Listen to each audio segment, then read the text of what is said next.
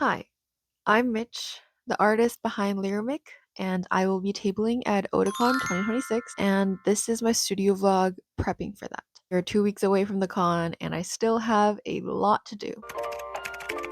I have some concerns about this con. I hope people come back here. I'm tired. I'm so tired.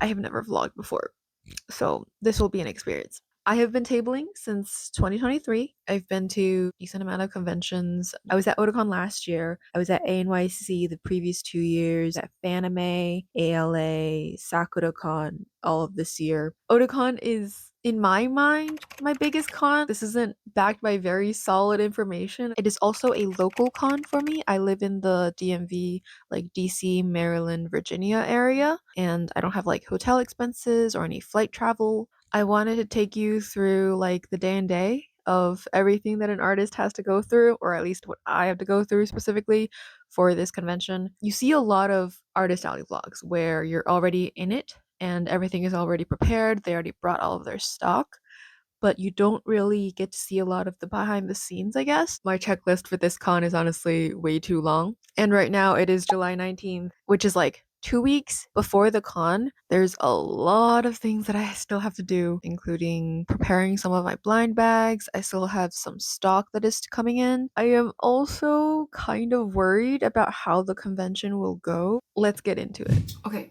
let me show you what I have already prepared. I have this entire thing of enamel pins. I am debuting them at this con. I honestly didn't know how many to actually prepare. They're my new Genshin enamel pins. I have high hopes for them, but I'm not really sure how they will actually do. But also, because this is a local con, in addition to like the lower expenses, I also don't need to weigh my suitcases. I can just bring whatever I want. Like, even if in addition to my suitcases, I can bring entire boxes of things. Even if I'm like way over prepared, it's okay. Another thing. So Otakon is a 50-50 con, which means that at least 50% of your display has to be original things. Like that can be original characters or just original things like food or fruits, which is what I'm going for. My original things, there's some original character things, but also a lot of fruits and bread. Because I realized that I really like drawing those. So I made these tassel charms. I have two designs. One is the strawberry one and one is a blueberry one. I was inspired by Chinese traditional windows, which are shaped kind of like this with the 4 leaves kind of design. I only made like 10 of each because I honestly don't know how they're gonna do, because last year, even though I also did the 50-50 thing, my original things didn't sell very well, like basically at all. But also last year, my original things were majority original characters that no one really knows that much about. This year, I changed my approach to go for, I guess, more cutesy things that I also personally do really like. I also made these. Like, they're just cutouts of characters that I have merch of, and this is like the exact merch that I have of them. Usually they're like keychains. Like, I have the dungeon meshy girlies as wooden charms. It's like a really small part of my display, so good to have these signs so like people can tell from afar, and if they like it then they can come closer. So other things I still have to do, I have to prepare sticker sheets. I make my sticker sheets and also my posters at home myself. I have a printer, which is over there, and also this sticker cutter, which I mainly use for stickers and signage and small prints like this. I also make my own prints at home, and I'll be debuting this low-end poster at Otakon as well. This one, I can't show you the full design because it is technically for a zine, but the mods of the zine told me that I can sell it in person, just that I can't show it online anywhere, so you can get a small sneak peek of it. It is an Arlecchino and Clarvey print. I'm really proud of it. It's like my favorite drawing that I have ever done, I think, and I hope it does well. So I'm gonna have to make some blind bags for these wooden pins I recently got. These are embossed wooden pins. There's different levels to the ink, like some are more indented, some are higher up than others, and they're all wooden pins of red with a bit of like chocolate drizzle on top. And these are meant for a blind bag. First I'm gonna have to make the stickers that displays like all of the options inside and like make it a little bit cute, and then print them out, cut them out, and then start sealing the blind bags with the pins inside. And because these are blind bags, after they're in, I have no way of knowing what are inside each of them. So I try to keep them stored separately. I have like a different basket for each of the 4 designs. When I go to cons, I package them like 4 to a bag, 1 of each design, so that when I put them out on display, there's no duplicates. Okay, so basically how I make these blind bags is these have foil inside, so then when you press it with a hair curler, it seals, and then I just pop the pin in, and then I seal it, and that's closed. And then you just rip open this, and it's a blind bag. I also have to package up some blind bags for my apple clickers and my fruit clickers, which were already available before, but I ran pretty low from the last con. They do actually like surprisingly well, because like a lot of my original things don't actually sell that well, but like at Fanime, I actually completely ran out of all of the clickers that I brought. I ended up selling some of the display ones. Actually, some people also didn't want the display because I think the gacha aspect is part of the fun, which I definitely understand. Like if you like all of them.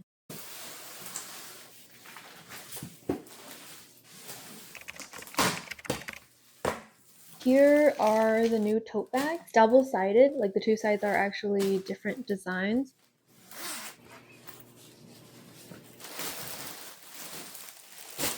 And then I have these Columbina coasters. She's laying on a beach. This is new. I have a series of like magnet charms. So these are actually, it's 2 different charms. And this is the high cape version. And this one, this is a restock of my Sandbina one because I was running really low on that.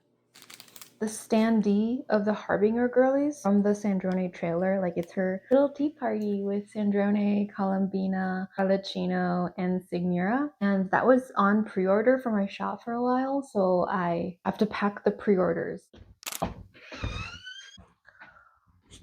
Okay, so today, what is today? 20th? 21st? It's Tuesday. I know it's Tuesday. I don't know dates anymore. I only know days of the week, sort of. Today's biggest priority is to finish the catalog because I need to get it posted tomorrow. And then I'll probably prepare some more enamel pins just in case. Yeah. Currently making the catalog that I will be posting online. I try to post a catalog every big con I have. So I have like a previous template. I just need to add on everything that is new and that I wasn't able to show before. Also, this time I am adding the prices because I know some people, they look at the catalog not just to know like what is available, but also to specifically plan out what they're going to buy. Okay, I did end up finishing the catalog and I posted it just now.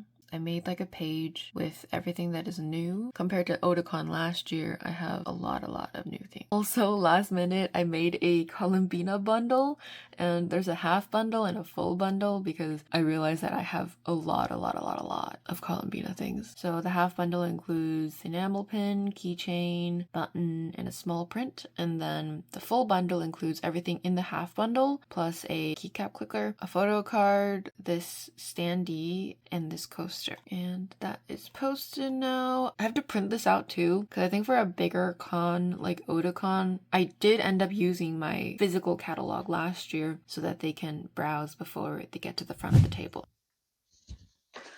Okay, so at the beginning of the video, when I said that I have some concerns about this con, it's I'll pull up a map like here. Basically, they changed the layout of the con this year. I have a standard booth, which at least last year, it was on the left and right wall of the convention center. That's kind of a good thing because I realized that a decent amount of people kind of saw those as the first column, I guess, of the convention center. So I actually had a decent amount of people right after they got off the escalator, they would come in through my row last year. But this year, I got a standard booth again. This year, in addition to the ones along those two walls on the side, they added some standard booths at the very back of the con center. So against the far wall. The bottom of the map is the front of the room because that's where the escalators are. And I'm at the very top of the map. So I'm kind of worried how traffic will be, how many people will actually go back there. Because personally, as an attendee myself in the past, I got kind of tired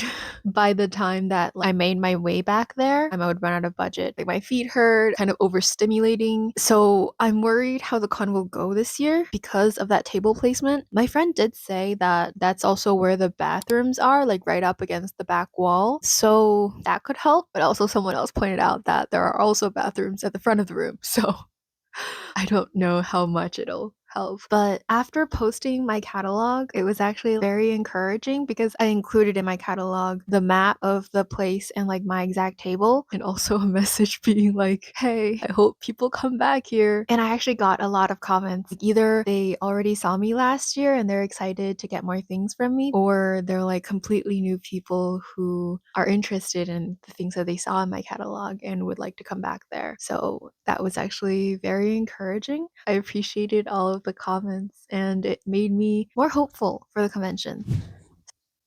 Hi, it's July 22nd and I'm really tired. Yeah, why does it take so long? When you get new stock, there's so many things that come with it. You have to plan new signage, like price tag. You have to add it into your catalog. You need to plan your display. Then you have to like scooch everything around in order for them to fit. I did the catalog. I haven't done the price signs. See, it's like there's a lot of small things. I'm like, oh, that doesn't really need to take a lot of time. But then usually it takes longer than you expect it to. Things like prepping your panels. Oh, I just need to add this on. That also won't take long, but then it takes longer. I'm tired. I'm so tired. Ugh. At least I'm not doing this week of, because then that would be a lot more stressful. And also, good thing is that I'm full time now. So I don't need to squeeze all of that onto the weekend or onto my 5 to 9 after my 9 to 5. For those that don't know, I started full time this year in January or February. So it's been like half a year now. The balance previously when I actually had a day job was horrible because I had to do all of this, like all of this con prep that you're seeing, it had to be squeezed into the weekends. You do what you have to do, you know. Okay, let's start.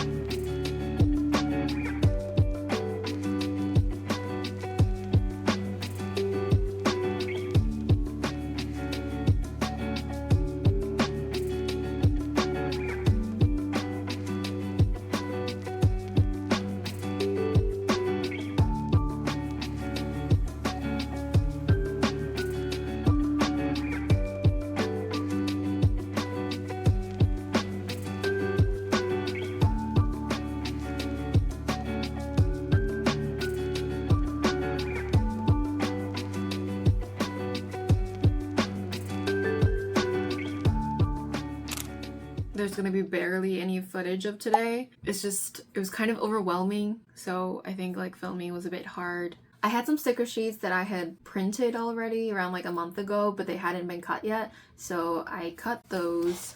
Cut a lot actually, and it takes a really long time. Like this entire stack is all the sticker sheets that I cut today. The main reason that I started filming was like I kind of wanted to, I guess, explain my process of how I decide how long a workday lasts. Like normally for 9 to 5 jobs, you clock in and you clock out. So you just go home and then you don't think about work anymore. Or that's how I did it. But for working full-time as an artist, where you decide your entire schedule, sometimes it might be hard to decide like how long it lasts and how much work you do per day. First of all, my workday doesn't start at 9. I wake up at 10 and I get out of bed at like 11. I hope my parents aren't watching this because they would not like that. I decide how long my workday lasts based on how productive I was and also like my level of exhaustion. So today, like, I made a decent amount of progress on cutting the stickers, and I also printed some more because I realized that I won't have enough. Like, I'm not just prepping for OTAKON, like this is an OTAKON prep vlog, but I also have Fan Expo Boston the weekend right after.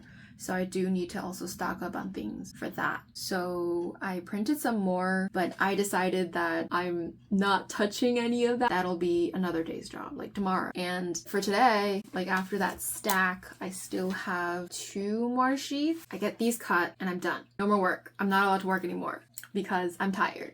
And I deserve to give myself a break, give myself a clearly cut break. You're done for the day. Clocking out. I'll see you tomorrow. I finished cutting my stickers. I'm so tired. It took me like 6 hours. Here's the whole stack.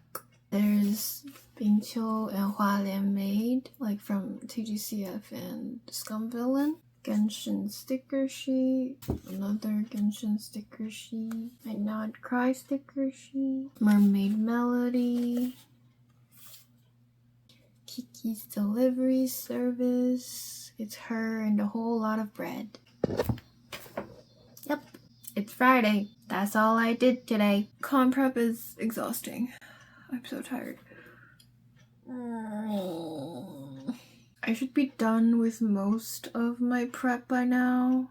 I still have posters. And then last thing is price tag. That's it.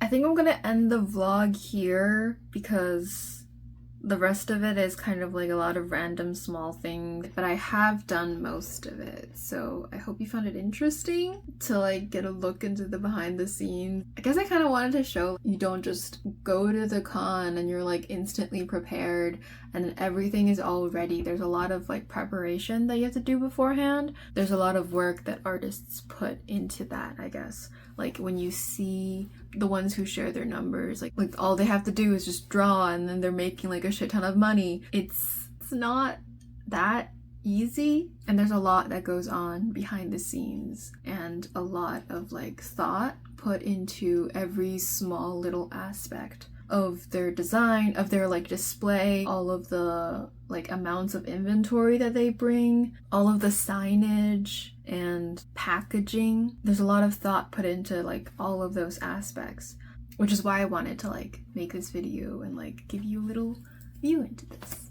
Yeah, see you next time. I hope it goes well, and you'll get to know how it goes if you follow me on social media or if you wait for the next vlog, which will be the OTAKON actual artist alley vlog. If you're in the Washington DC area, or if you're planning to like travel to OTAKON, I hope I will see you there. Bye!